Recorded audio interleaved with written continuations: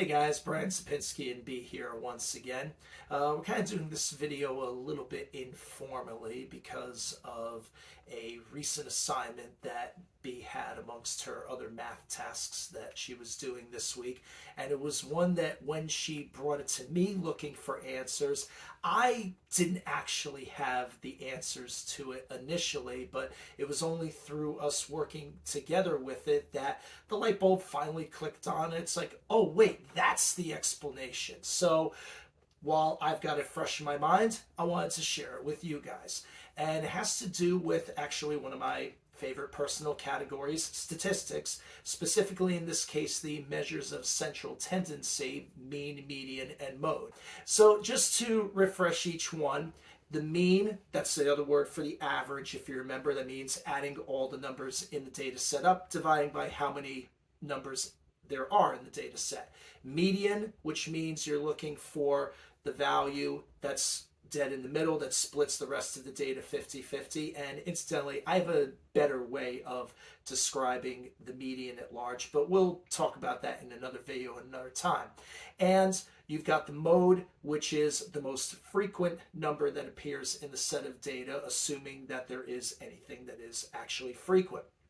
But the question that B had on her work had to do not with actually calculating any of those three, but more specifically, when is each of those the best piece of data to use to describe the data as a whole? And that's a question that has befuddled me even for a long time. Like, for instance, so she has her assignment here or whatever, so they gave a list of 3 questions like the ones you see here on the screen right now.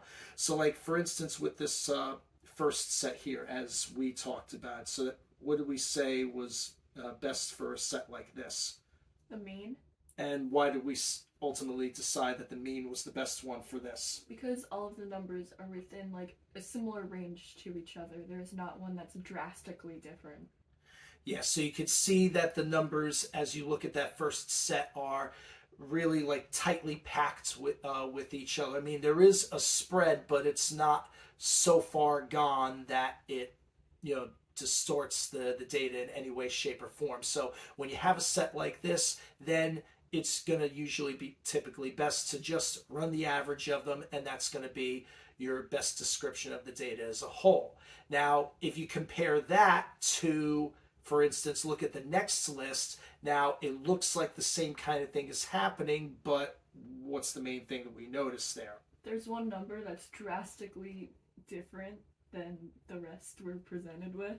Right, in this case, the 26 that you see there, which if you were to conduct a straight average or mean on this set of data, that 26 is going to really pull down what the overall mean is supposed to be for the data, and it's going to kind of present you with a mean that's really imbalanced. So whenever you have an outlier sort of like that, that's when you really want to actually find the center value, the 50% value mark of the data, and use the median at that particular point.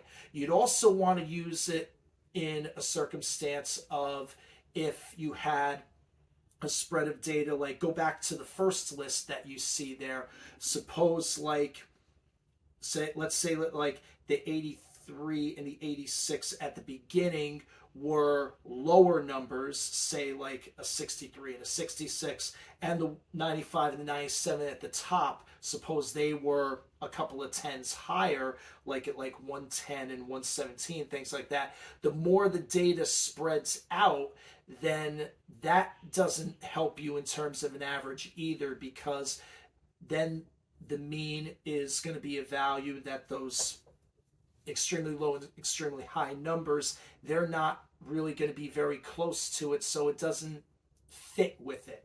So in a circumstance like that, you'd probably want to use a median calculation to describe the data as well. And then for the mode is usually the easiest one to try to identify when using it to describe a data set, because since the mode is supposed to be the most common number, like for instance in that third list that you see down there, so you can see how of those 9 numbers there, you've got 5 of them that all say 89 right there. So you see that 5 out of 9, that's over half of the data set. So that 89 is in the majority. So in a circumstance like that, being that it's the majority or dominant number, that makes it easy to have that one number speak for the rest of the data as a whole, because it's happening so frequently. So therefore, in that case, the mode would be the best describer of the data as a result. Now, if it happened like exactly 50% of the time,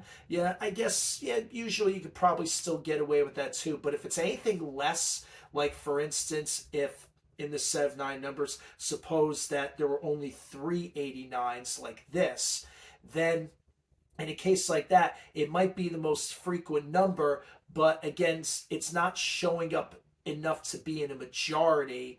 So therefore, it doesn't really speak for all the other numbers as a result. So the mode wouldn't be a good format to use in that case. So in which case, then the best thing to do would just be to what if we're not going to use the mode? It really depends on the number set. Pretty much, yeah, go back to what we said before with the rules about the mean and the median, where again, just look at the spread of the data, and if it's all relatively close, then go back to the mean like we said, and if it's either very spread out or you've got 1 or 2 numbers that are significant outliers, then use the median.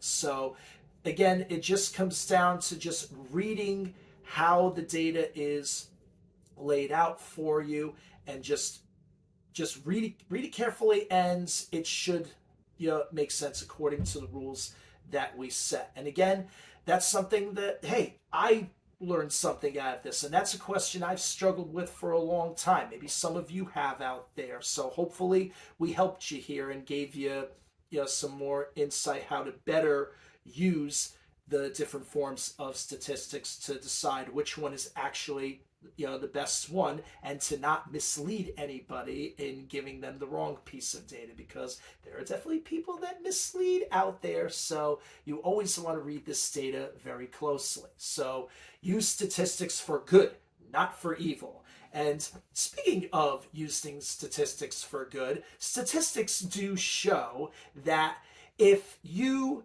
give this video a thumbs up, if you like this video, that means that this video can get shown in the YouTube algorithm by more people. And that means that more people will like it. And more people will like it after that. And if you subscribe to this video, that means you, like more people that will continue to subscribe, will keep seeing more of our videos. And it'll give you more reason to like those videos. And the likes and the subscribes will keep on coming. And if you share it with somebody who's having the same problems as we had with this topic, hey, that means they can help, they can like, they can subscribe. So help us keep that train moving. Do all those things that we just said, all right? And it'll help our statistics out. It'll help your statistics out. So let's all help out each other, people, right? Does that make sense? Mm-hmm. See? We're not wrong here. So help us out here, and we can give you lots more of this silly and crazy content that we are making to help you guys out there in the world of math. All right? We'll see you guys soon, okay? Take care.